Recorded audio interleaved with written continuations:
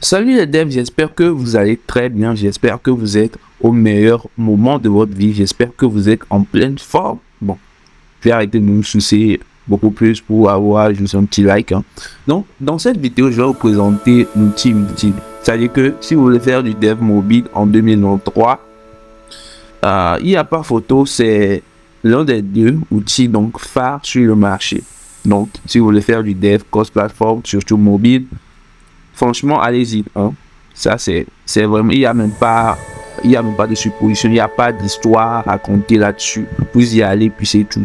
Ok, donc, c'est Flutter. Flutter, c'est un framework, donc développé par l'équipe de Google, qui vous permet de créer donc des applications mobiles qui seront compatibles avec Android et iOS avec le même code source. Attention, et l'outil vraiment, et le code donc Flutter est vraiment très accessible, c'est-à-dire que vous n'avez aucune connaissance en informatique, vous n'avez pas encore fait de programmation, vous n'avez jamais fait de programmation dans votre vie, vous prenez Flutter, en quelques mois vous êtes opérationnel, vous créez votre application et genre, c'est tout quoi, il n'y a pas d'histoire. Donc, nous sommes sur le site officiel de Flutter, vous allez pouvoir voir l'interface et ce qui différencie Flutter des autres frameworks, c'est vraiment la beauté, c'est-à-dire que le widget, l'interface est vraiment esthétique. C'est vraiment très joli. Okay. Déjà, le site même en témoigne. Nous sommes sur le site, on lui promet, donc voilà les promesses. Voici les promesses des Flutter: rapidité, productivité et flexibilité. Déjà, les animations parlent d'eux-mêmes. Donc voilà. Également, on nous dit que vous connaissez une fois que vous avez l'application sur toutes les plateformes. Vous l'avez en mobile, vous l'avez en web, vous l'avez en version bureau et même en système embarqué pour vous dire la puissance du truc. Maintenant, imaginons par exemple que vous dites, ouais, c'est cool, je veux tester l'outil. Comment je fais? Comment est-ce que je m'y prends donc pour créer des applications avec Flutter? Je vous mettrai tous les sites en description, bien évidemment. Mais ici, je viens juste. Lorsque vous allez sur le site, vous voyez tout ça. Vous cliquez juste sur Get Started. Et puis ça vous dit, vous allez faire ça. Ok. Donc, c'est bien. Maintenant, imaginons que, bon, là, ça vous présente plusieurs systèmes. En fonction du système sur lequel vous êtes. Peut-être vous êtes sur Windows, peut-être vous êtes sur Mac, peut-être vous êtes sur Linux. Ou peut-être que vous êtes sous Chrome OS. Donc, dans mon cas, je suis sur Mac. Donc, je vais essayer de cliquer sur Mac pour faire l'installation. Et si vous êtes chaud, s'il y a beaucoup de gens qui sont sur Windows, vous me le dites en commentaire et la prochaine vidéo que je vais sortir, je vais vous présenter l'installation. Donc cette partie-là, je vais vous le présenter sur Windows, bien évidemment. Donc j'attends vos commentaires. Et nous allons sur Mac, nous cliquons sur Mac. Nous voyons ce qu'on nous dit de faire. On nous dit to install. On nous donne déjà les exigences. Nous devons avoir macOS version 10.14. Donc minimum, nous devons avoir 2,8 Go d'espace sur notre disque. Nous devons avoir Git, Xcode. Voilà, donc j'ai tout cela. Et puis on vient juste if you install on scrolling. Ok, si vous avez un Mac sous Apple Silicon, vous allez devoir faire ça. Maintenant, nous avons deux versions. Donc, puisque nous avons le processeur d'Apple, donc Apple Silicon, et nous avons un processeur Intel, donc qui sont sur Mac. Donc, actuellement, moi, je suis sur Intel, donc je vais cliquer sur Intel, mais ceux qui sont sur Apple Silicon, vous cliquez ici. Ok. Donc, je clique sur Flutter macOS pour Intel, et ça me lance le téléchargement. Donc, je vais attendre un peu que le téléchargement finisse et on continue. Ok, donc le téléchargement vient de se terminer et voilà. Donc, nous allons continuer donc le process. Franchement, quand tu as une connexion de 10 mégabits par seconde, tu es obligé d'attendre 2 minutes pour un téléchargement de moins d'1 giga. Je dis ça, je dis rien. Voilà donc, donc, une fois que nous avons téléchargé tout cela, nous nous rendons dans le dossier de téléchargement, là où le téléchargement est effectué. Et voilà, je pense que c'est mon téléchargement. Donc, c'est mon téléchargement. Nous, on va le déplacer, le mettre dans le document. Non, plutôt, je vais le mettre directement dans Bureau. C'est mis. Bon, dans le bureau, c'est lui. Donc moi, je suis parti mettre le dossier donc, dans le bureau. Maintenant, je viens ici, j'ouvre mon terminal. Et là, je fais else pour voir CD desktop, vu que je suis sur le bureau.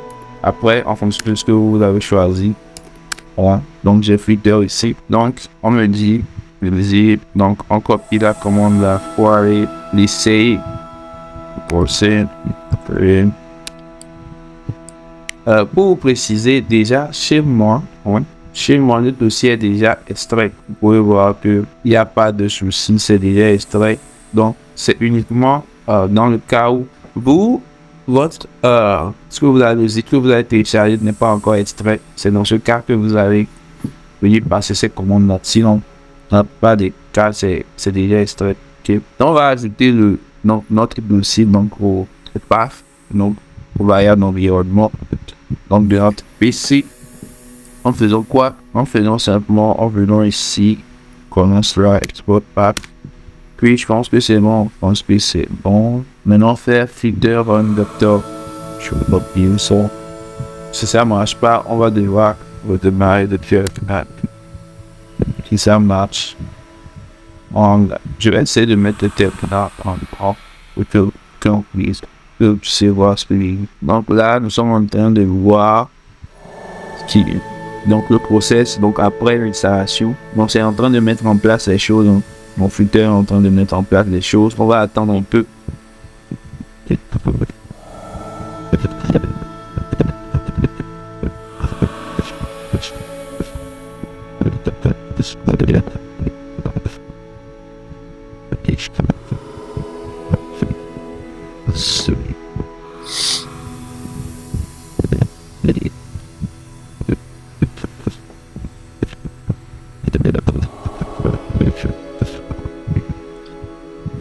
Donc nous pourrons voir ce qui s'est passé. Je vais essayer d'agrandir un petit peu plus.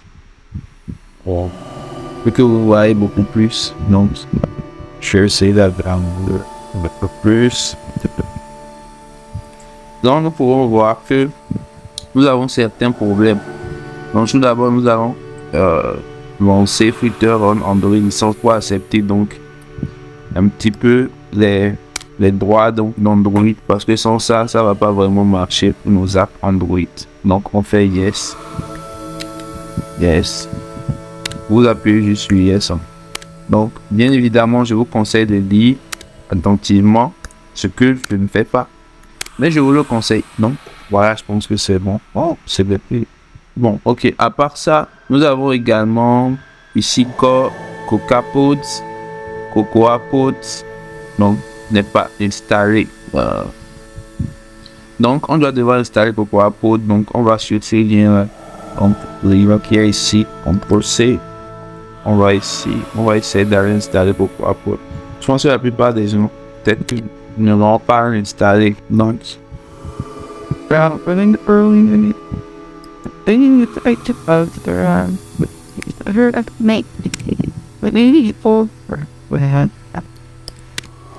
If there is orange and everything with on a une petite erreur. On me suggère de faire gen install active. Donc on va suivre la procédure. Ok, mais en fait sudo référence ça commence. C'est bon.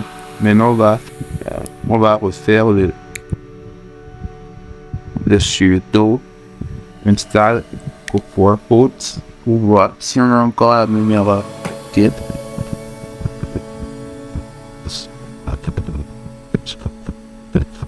Ok, donc de là l'installation vient de se terminer et voilà, je pense qu'on a fait tout le tour.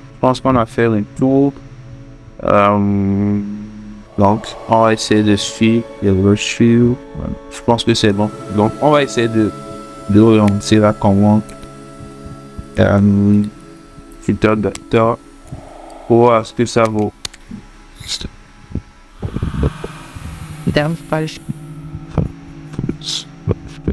Ok, Ok, nous avons le feu vert, comme on le dit souvent. Donc, nous allons simplement ici, start, what.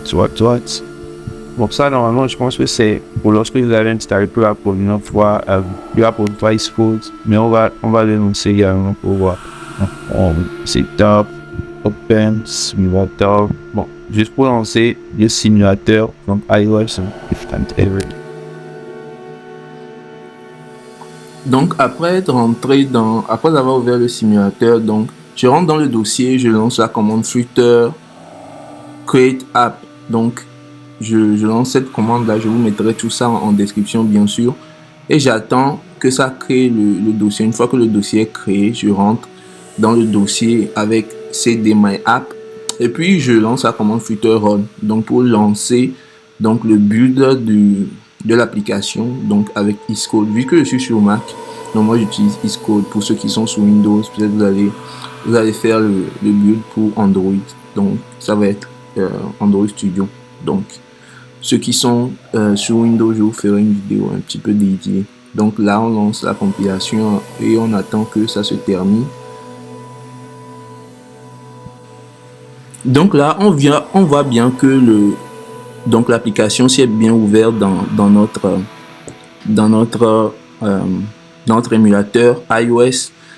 Donc ça marche très bien. Donc qu'est-ce que nous allons faire également? Nous allons essayer d'ouvrir donc notre code source donc avec VS Code, parce qu'on a juste lancé l'application, donc l'application Flutter en ligne de commande, pour pouvoir modifier, faire et interagir un peu dynamiquement avec notre application, avec notre code. On doit l'ouvrir avec un éditeur de texte. Donc moi j'utilise Visual Studio Code qu'on abrège VS Code au quotidien. Donc voilà, donc on va essayer de l'installer. Pour ceux qui ne savent pas, qui ne l'ont pas déjà installé, c'est une vidéo sur la chaîne dans lesquelles je présente l'installation de Visual Studio Code, je pense pour Windows. Donc vous pouvez aller sur ces vidéos là et installer VS Code. Une fois que vous avez installé VS Code, vous pouvez suivre la procédure comme moi. Il y a certaines extensions donc VS Code qui vont vous permettre de beaucoup plus facilement coder avec du Flutter. C'est-à-dire que ce sont des extensions qui sont faites pour Flutter et qui sont directement intégrées dans VS Code.